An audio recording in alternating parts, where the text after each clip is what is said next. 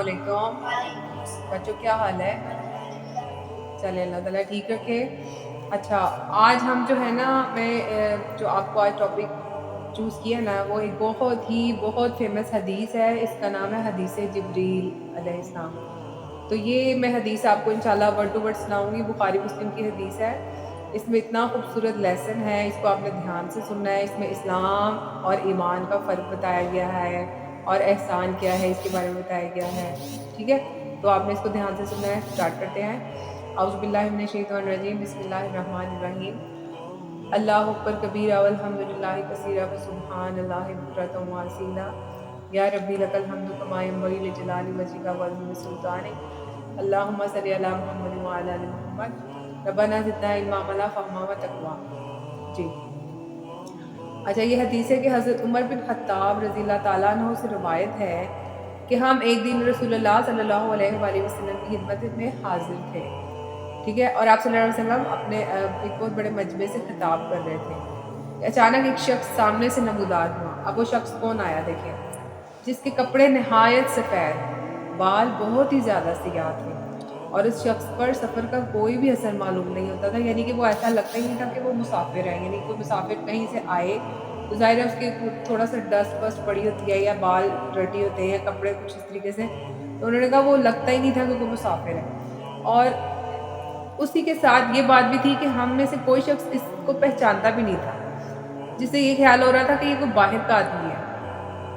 تو یہ شخص حاضرین کے حلقے میں سے ہوتا ہوا، یعنی کہ سارے مجمع کو کے اندر سے گزرتا ہوا آیا، یہاں تک کہ وہ رسول اللہ صلی اللہ علیہ وآلہ وسلم کے سامنے آ کر دو زانوں اس طرح بیٹھ گیا کہ اپنے گھٹنے حضور اکرم صلی اللہ علیہ وآلہ وسلم کے گھٹنوں سے ملا دیے، ٹھیک ہے؟ آپ خود ہی اس کو امیجن کر لیں کہ وہ کتنا کلوز آ کے بیٹھ گئے کہ ان کی ٹانگیں، ان کے گھٹنے جو ہیں وہ آپ صلی اللہ علیہ وآلہ وسلم کے گھٹنوں سے ملا دیے، اور اپنے ہاتھ رسول اللہ صلی اللہ علیہ وآلہ وسلم کے زانوں پر رکھ دیے، جیسے کوئی کسی کے ساتھ جڑ کے بیٹھتا ہے اور اس کے ٹانگوں پہ یا اس کے زانوں اس پہ ہاتھ رکھ لیتا ہے نا، اس طریقے سے بیٹھ گئے۔ تو اور اس کے بعد کہا کہ اے محمد صلی اللہ علیہ وآلہ وسلم، مجھے بتلائیے کہ اسلام کیا ہے۔ اب آپ نے دھیان سے سنا اسلام ہے کیا بیسیکلی۔ آپ صلی اللہ علیہ وسلم نے فرمایا اسلام یہ ہے کہ اس کے ارکان جو ہیں نا، اس کو انسان دل اور زبان سے اس کی یہ شہادت ہے کہ اللہ تعالیٰ کے سوا کوئی عبادت کی لائق نہیں، کوئی بندگی کی لائق نہیں، اور محمد صلی اللہ علیہ وآلہ وسلم اللہ کے رسول ہیں، یعنی کہ توحید کی بات ہو رہی ہے۔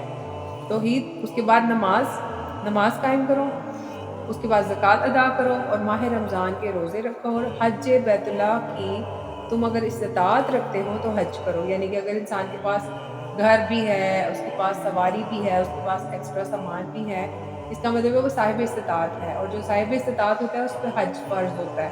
اس لیے زندگی میں کبھی بھی حج کو ڈیلے نہیں کرنا چاہیے، کیونکہ جیسے نماز ہم پہ جو ہی فرض ہوتی ہے، اسی طرح ہمیں فوراً نمازیں شروع کرنی چاہیے، اسی طرح جب حج فرض ہے تو ہمیں حج کرنے میں بھی جلدی کرنی چاہیے۔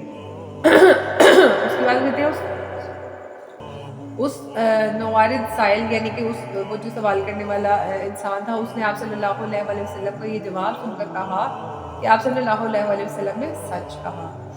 تو وہ کہتے ہیں، حضرت عمر رضی اللہ تعالیٰ عنہ کہتے ہیں کہ ہم کو اس پہ بڑا تعجب تھا کہ یہ شخص پوچھ بھی رہا ہے اور پھر خود ہی تصدیق بھی کر رہا ہے، یعنی کہ ایک تو پوچھتے جا رہے ہیں سوال، اور آگے سے کہہ رہے ہیں ہاں آپ ٹھیک کہہ رہے ہیں، ٹھیک ہے، تصدیق بھی خود ہی کر رہے ہیں۔ اس کے بعد اس شخص نے عرض کیا کہ اب مجھے یہ بتلائیے کہ ایمان کیا ہے۔ اب پہلے اسلام کی بات تھی، اب ایمان کا بتانے لگے کہ اب ایمان کیا ہے۔ آپ صلی اللہ علیہ وآلہ وسلم نے فرمایا کہ ایمان یہ ہے کہ تم اللہ کو، اس کے فرشتوں کو، اس کے رسولوں کو، اس کی کتابوں کو، اور یوم آخرت یعنی روز قیامت کو حق جانو، یعنی کہ اس پر ایمان رکھو، ٹھیک ہے، اور ہر خیر و شر کی تقدیر کو بھی حق جانو اور حق مانو، یعنی اس کا مطلب ہے کہ تقدیر میں آپ کے اچھا لکھا ہوا ہے یا برا، آپ کے ساتھ کچھ اچھا ہو رہا ہے یا کچھ برا ہو رہا ہے، آپ نے یہ سوچنا ہے کہ اللہ تعالیٰ کی مرضی ہے تو یہ میرے حق میں، اس میں کچھ نہ کچھ بہتری ہے، اس لیے اس کو ایکسیپٹ کر لینا چاہیے، اللہ کی تقسیم میں بھی راضی ہو جانا چاہیے، اللہ نے جو عطا کیا اس پہ شکر صبر کرنا چاہیے۔ اچھا، یہ سن کر پھر اس نے کہا کہ آپ صلی اللہ علیہ وسلم نے سچ کہا، یعنی کہ اس نے پھر سے تصدیق کر دی۔ اس کے بعد اس شخص نے عرض کیا کہ مجھے بتلائیے کہ احسان کیا ہے۔ اب تیسری بات آ گئی، پہلے اس نے اسلام پوچھا، اب انہوں نے ایمان پوچھا، اب کہہ رہے ہیں کہ احسان کیا ہے۔ آپ صلی اللہ علیہ وسلم نے فرمایا احسان یہ ہے کہ اللہ تعالیٰ کی بندگی اور عبادت تم اس طرح کرو گویا تم اس کو دیکھ رہے ہو، یعنی کہ جب آپ نماز کے لیے کھڑے ہیں یا قرآن مجید پڑھے ہیں کچھ بھی کر رہے ہیں، آپ عبادت اور میں جب عبادت کر رہے ہیں نا اللہ کی، تو آپ یہ سمجھے کہ اللہ تعالیٰ ہمارے بالکل آگے ہمیں نظر آ رہے ہیں، ہمارے بالکل پاس ہے، ٹھیک ہے۔ حالانکہ آپ ان کو دیکھ نہیں سکتے، یعنی ہم اللہ کو دیکھ تو نہیں سکتے نا، لیکن پھر بھی وہ کہہ رہے کہ آپ نے یہی سوچنا ہے کہ اتنا کانشیس ہو کے اتنا طریقے سے آپ نے عبادت کرنی ہے اتنے دل سے کہ آپ یہ سمجھیں کہ اللہ تعالیٰ مجھے بالکل یہاں میرے پاس ہی مجھے دیکھ رہے ہیں اور مجھے بڑا مخلص ہو کے عبادت کرنی ہے۔ پھر اس کے بعد اس شخص نے کہا کہ اب مجھے قیامت کے بارے میں کچھ بتائیں کہ کب واقعہ ہوگی۔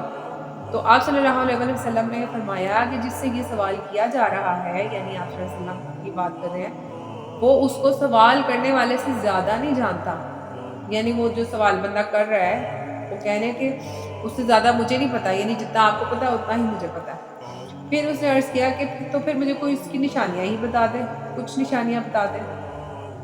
آپ صلی اللہ علیہ وسلم نے فرمایا اس کی ایک نشانی تو یہ ہے کہ لونڈی اپنے آقا اور ملکہ کو جنے گی، ٹھیک ہے، اور دوسری نشانی یہ ہے کہ تم دیکھو گے کہ جن کے پاؤں میں جوتا اور تن پر کپڑا نہیں ہے اور جو تہی دست اور بکریاں چرانے والے ہیں وہ بڑی بڑی عمارتیں بنانے لگیں گے اور اس میں ایک دوسرے سے بازی لے جانے کی کوشش کریں گے، جیسے آج کل عرب ورلڈ میں ہو رہا ہے نا، گلف میں سارے ایک سے ایک بڑی بڑی بلڈنگز بنا رہے ہیں، تو یہ سب لوگ پہلے کیا کرتے تھے، بکریاں چرایا کرتے تھے، اور جیسے چرواہوں کا حال ہوتا ہے نا کہ کپڑے بھی پورے تن پہ ہیں یا نہیں ہیں، وہ کس حال میں ہوتے ہیں، ڈسٹ سے لدے پدے ہوتے ہیں، تو یعنی ایسے لوگ وہ کہہ رہے ہیں کہ وہ ایسے لوگ ایک ٹائم پہ یعنی قیامت کے قریب اتنی بڑی بڑی عمارتیں بنائیں گے کہ اس کے کہ یہ قیامت کی ایک نشانی سی ہو جائے گی، ٹھیک ہے، وہ اتنی بڑی بڑی عمارتیں بنائیں گے کہ ایک دوسرے سے بازی لے کے جائیں گے۔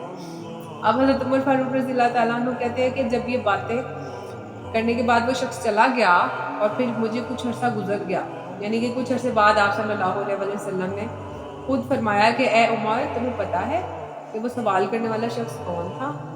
میں نے عرض کیا کہ اللہ اور اس کے رسول ہی زیادہ جاننے والے ہیں۔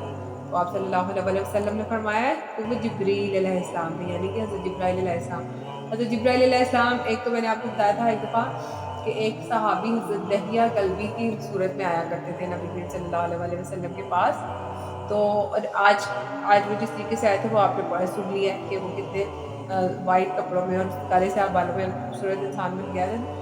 تو وہ حضرت جبرائیل علیہ السلام تھے، تمہاری اس مجلس میں اس لیے آئے تھے وہ کہ تم لوگوں کو تمہارا دین سکھائیں، کیونکہ بہت سارے ظاہر نئے نئے جو صحابہ کرام تھے ان میں سے کئی لوگوں کو ویسے سوال نہیں کرنے آتے تھے جو ان کو ان ڈیپتھ ان کو پتہ ہونی چاہیے تھی چیزیں، تو وہ اس طریقے سے وہ کچھ چیزیں آگے خود کلیئر کرواتے تھے تاکہ جیسے کلاس میں ایک اسٹوڈنٹ ایک سوال کرتا ہے تو سارے اسٹوڈنٹس اس کو سن کے اس کا فائدہ لیتے ہیں نا، تو اس طریقے سے ان کے ساتھ یہ ہوا کہ انہوں نے یہ سوال ایسے ایسے کیے کہ جس کی وجہ سے ان کا ایمان اور اسلام کے بارے میں سارے کانسیپٹس کلیئر ہو جائیں، تو اس طریقے سے ان کا بہت ہیلپ ہوئی، ٹھیک ہے جی بچوں کوسچنز کے لیے ریڈی ہیں؟ چلیں عبد الرحمان آپ مجھے بتائیں کہ حضرت جبرائیل علیہ السلام جو تھے وہ کون سے صحابی کی صورت میں زیادہ تر آتے تھے؟ حضرت دہیہ کلبی کی صورت میں، ٹھیک ہے۔ عبداللہ آپ مجھے بتائیں کہ احسان کیا ہے؟ عبادت ایسے کرو کہ جیسے ہم جیسے کہ تم اللہ تعالیٰ کو دیکھو، جی کہ اللہ تعالیٰ بالکل جیسے آپ کے سامنے آپ نے اتنے خلوص سے ہر عبادت کرنی ہے۔ اسلام کیا ہے عبد الرحمان؟ توحید، نماز، زکوٰۃ، توحید روزہ، حج۔ توحید، نماز، روزہ، زکوٰۃ، حج، ٹھیک ہے۔ عبداللہ آپ مجھے بتائیں کہ وہ جو شخص آیا تھا نبی کریم صلی اللہ علیہ وسلم کے پاس اس کا حلیہ کیا تھا؟ سفید کپڑے، کالے سرخ بال، کالے سرخ بالکل سیاہ بال، اور ایسے کہ جیسے وہ مسافر، بالکل مسافر نہیں لگ رہے تھے۔